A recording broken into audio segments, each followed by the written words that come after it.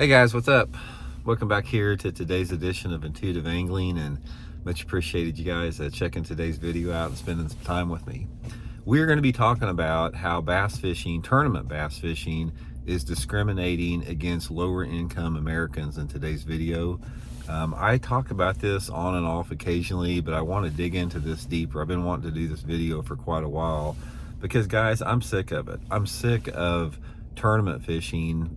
There's no other word for it. It discriminates against guys that do not have as much money, and we're going to talk about that. I'm going to give you guys my opinion and sort of talk a little bit about the solution to that problem in today's video. Also, guys, real quick, I want to remind everybody to please swing by and check out my lake map breakdowns that I'm building for fishthemoment.com. These are great resources to learn more about any of the big lakes or even some of the small lakes in the country. They give you 40 GPS waypoints you can download straight to your GPS unit with tips and advice on how to fish each area. And then you can contact me personally through my email address, or excuse me, my Facebook page for any questions you have on it. So I'll put the Fish the Moment lake map breakdown link in the description of the video. Got a bunch of maps for spring, summer, winter, fall, so really appreciate that. Okay, let's get into this a little bit. This whole, discriminating against lower income Americans on this. Now, one of the reasons, guys, that I'm so sensitive about this is that I know what it's like to want to bass fish and not have any money. I mean, I started out with no money whatsoever. I wound up mowing grass and washing cars to buy a little leaking junker 16-foot flat bottom boat that was like 30 years old. My entire career has been the same way. It's like if I wanted a crankbait, I had to go work for it. I had to mow grass or, bust tables in a restaurant or whatever. I never got anything given to me. And I understand the challenges of wanting to fish tournaments. There was nobody that wanted to fish tournaments worse than I did, but having to scrape together the money to do that. I understand what that feels like. So what I want to talk about in today's video is how tournament fishing in 2025 completely discriminates against lower income Americans. Now let's look at every other sport out there, guys. Let's look at if you wanted to be a pro baseball player, you need a bat and a glove and a pair of shoes. If you want to be a pro football player, you don't need anything but a football. It's the same thing about any other sport out there. Is the equipment is basic, and the equipment is not a limiting factor in competing against those sports. And even in some other sports like golf, where you have a little bit more of a diversity in equipment, there are pretty strict equipment limitations. Like there's a limit on the professional golfers circuit on how many clubs you can carry. This isn't the way in bass fishing, guys. This is what I'm talking about, the discriminatory nature of the sport. You take any tournament that you go out there, I don't care if it's a BFL, if it's an Elite Series tournament or a buddy tournament or whatever, you may have one angler in that tournament that has freaking, money coming out of his ears, and he's driving a $90,000 freaking Chevy Duramax truck jacked up with winch up front, and he's got a freaking 2025 model boat with a 250 on it with six electronic units and freaking motors on his power poles and all that type of stuff, and he's rolling around in a ride that costs $250,000 total. And then you've got another guy out there that's in a junker truck, and he's got a 17-foot aluminum boat with a 50 horse on it, and he's got like a 5-inch screen on his one electronic unit on his console, one up front with a little 5-inch screen on it, and expecting to compete in the same tournament. Now here's what I'm talking about. The income disparity is you got one tournament, yet you got varying degrees of people out there based upon their financial situation that can afford much better equipment, the latest and greatest. If they want to have 40 rod and reels in the boat, they can have it. I hear all the time, guys, about guys fishing BFLs. I carry about 25 or 30 rod and reels in my boat with me.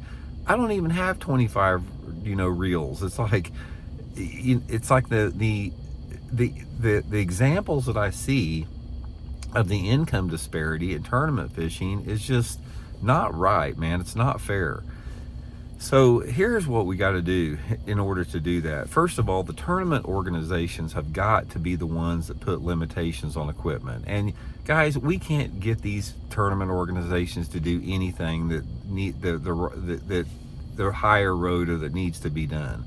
Okay, you tell me what is wrong. If you're a Bassmaster or MLF and you want to create a level playing field within your organization for fair competition, why is there not equipment limitations that do not discriminate against income brackets? Say, for example, if I owned Bassmaster or MLF, you know what the first thing I would do on my equipment rules?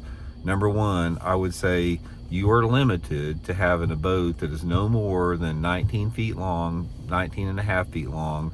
You're limited to 150 horsepower motor. You're limited to one 2D sonar GPS combination up front and one on the console. And you're limited to a certain number of rod and reels, like you're limited to 6 rod and reels in your boat. The point of the matter is when you put these equipment limitations that are more affordable on the tournaments, then you become closer to creating a level playing field within the tournaments. But right now, the level playing field it does not exist. There is such a tilt in this sport towards people that have money and the advantages that come with that's why tournament fishing is not legitimate in the eyes of most people within the public.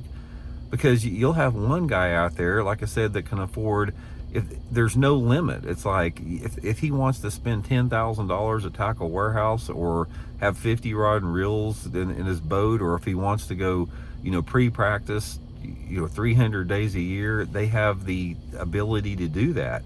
I'll give you guys one example, guys. There's one of the most well-known successful tournament anglers that have ever been.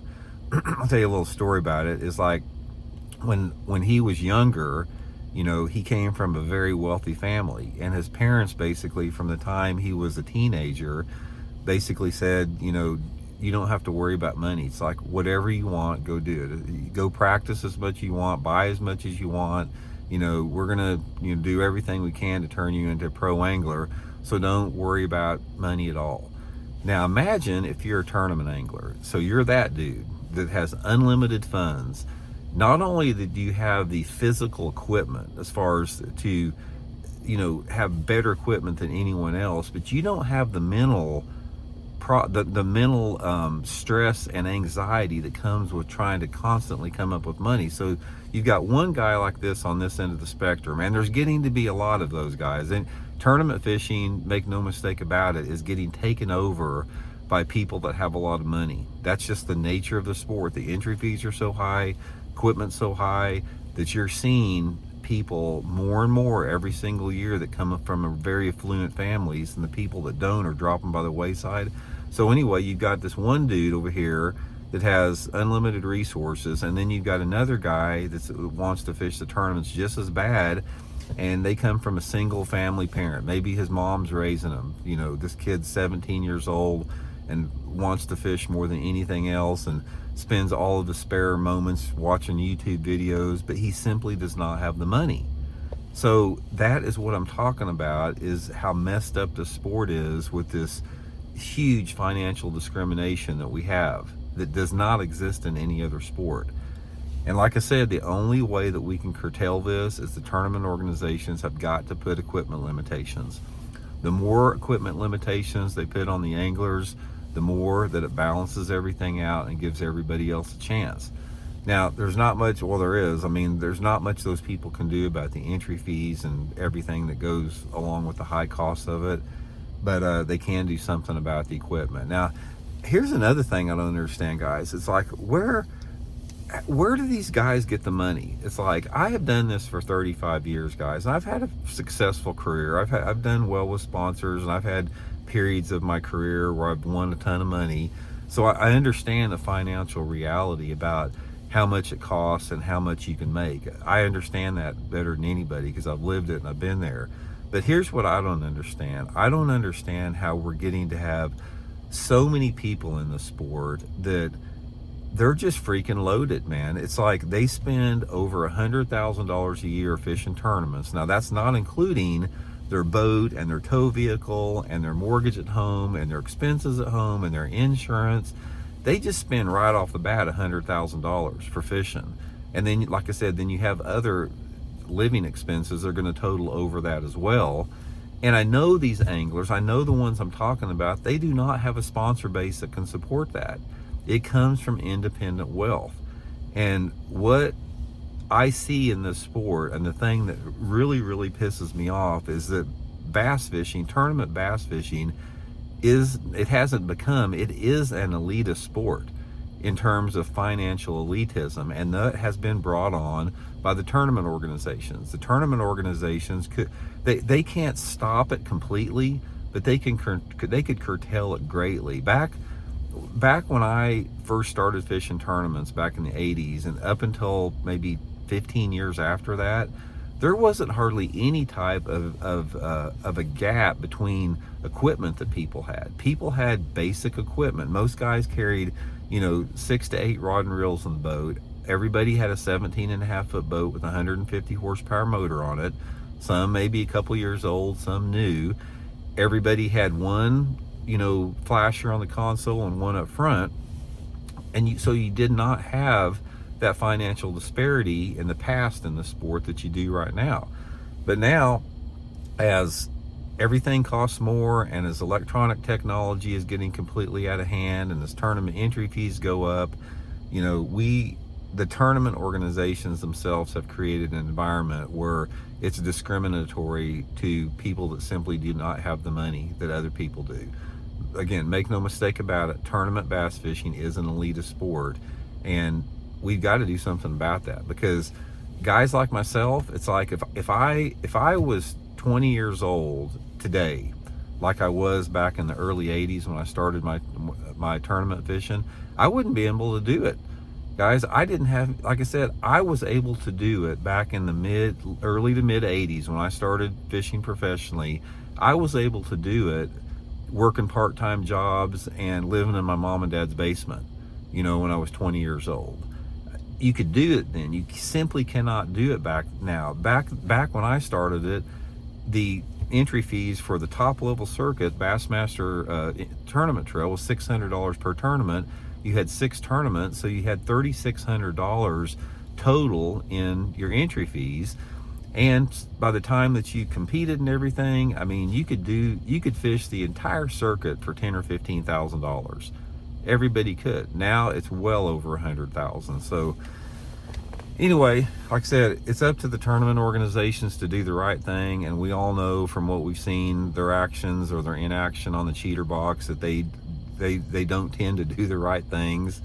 But anyway, it's really frustrating me, guys, because I get letters from guys, and probably a dozen of them a year, that are younger kids, or 17, 18, 20-year-old kids that want to tournament fish, but they don't have the money. They come from a family that, an average American family that doesn't have all this discretionary income to buy $100,000 boats and, spend $50,000 a year on tournament entry fees. So anyway, guys, a few thoughts. Let me know what you think, and we'll talk later.